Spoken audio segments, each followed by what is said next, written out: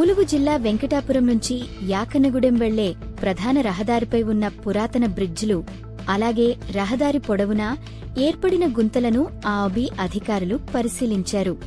రాకపోకలకు తీవ్ర అంతరాయం కలిగిస్తున్న ఈ సమస్యలను త్వరగా పరిష్కరిస్తామని వారు హామీ ఇచ్చారు. యాకన్నగూడెం సమీపంలోని రాళ్లవాగు బ్రిడ్జి చెర్లవైపు గడ్డర్ గతంలో కుంగిపోవడంతో ఇటీవలే మరమ్మతులు చేసి పునరుద్ధరించారు. అయితే అదే బ్రిడ్జిలో వెంకటాపురం వైపు ఉన్న మరో గడ్డర్ కాంక్రీట్ కుళ్లిపోయి లోపలి ఇనుప చువ్వలు బయటపడిపోవడంతో ప్రమాదకర స్థితిలో ఉంది.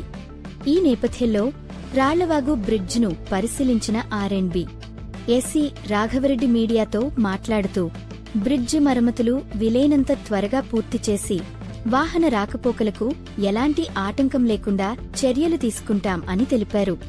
రహదారిపై గుంతల సమస్యను కూడా అధిక ప్రాధాన్యతతో తీసుకుంటామని, వచ్చే వారం రోజుల్లో మౌలిక సదుపాయాల అభివృద్ధి పనులు పూర్తి చేస్తామని అధికారులు స్పష్టం చేశారు. అయితే 5 ఏళ్లుగా ఈ రహదారిలో ప్రయాణికులు నరకం చూస్తున్నారు.